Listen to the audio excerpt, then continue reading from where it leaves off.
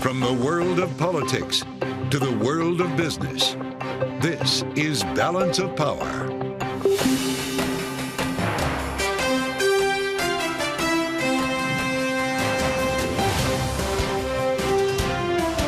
Live from Washington, D.C. From Bloomberg's Washington, D.C. studios to our TV and radio audiences worldwide, welcome to Balance of Power. Alongside Joe Matthew, I'm Kaylee Lyons. The defense rests its case in the Trump hush money trial without the former president taking the stand. We look to closing arguments next week with Cobb, former special counsel to President Trump. Secretary of State Antony Blinken calls the decision by the International Criminal Court to seek arrest warrants for Israeli leaders extremely wrong-headed. Aaron David Miller of the Carnegie Endowment for International Peace will discuss on this day that Iran holds funeral services for President Raisi, killed in a helicopter crash over the weekend. And it's primary day. We'll have races to watch in Georgia and Oregon, and the special election to fill former House Speaker Kevin McCarthy's seat still left open in California. Our political panel will weigh in. But our top story today, the defense resting its case in the criminal hush money trial of Donald Trump in New York City, where he's charged with 34 felony counts of falsifying business records. Trump did not take the stand to testify in his own defense, but outside the courthouse reiterated his plea of innocence and railed against the gag order the judge placed on him.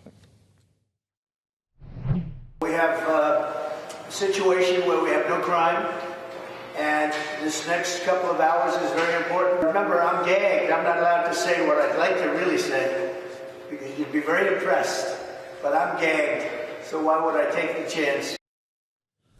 It's been over 4 weeks of testimony since the trial began, featuring colorful and lurid details from adult film actress Stormy Daniels and multiple days of combative exchanges with Trump's former personal attorney, Michael Cohen. Closing arguments are scheduled for next Tuesday, the day after Memorial Day. And we now bring in Bloomberg's Laura Davison for more on this. Laura, we don't want to make you a legal analyst today, but the political implications seem very real, at least potentially, for Donald Trump, although we have not seen erosion in his numbers over the course of this trial. How pivotal, how important will this verdict then be?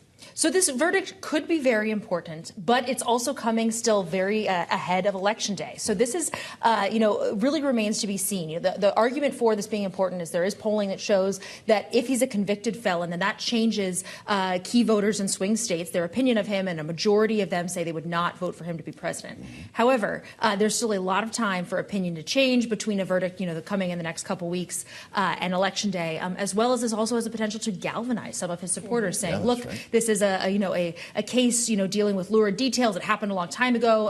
Some people even suggest this isn't as important of a case as some of the others, which are unlikely to go to trial. So this could end up helping him rather than hurting him. Well, there's an argument to be made. He already has seen it helping him in terms of the ability to fundraise off of this and other legal headaches. Laura, we got the latest figures for the month of April, and Trump, for the first time of this election cycle, outraised Biden.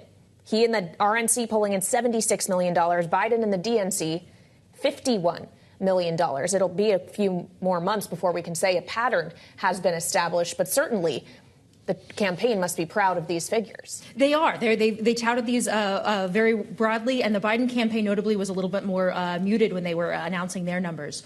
What's important to see here in this data when you dig down is some of his biggest donors, folks like Harold Hamm, Warren Kelsey, are not only donating to his campaign, but also to his PAC that is paying his legal fees, which suggests that these donors, are, supportive of making sure that he can get all the legal help he needs as he goes through all of these trials. It's funny how we cover these, because it's a big deal. It's the first time it's happened in this campaign to see Trump and the party outraise Biden and the other party.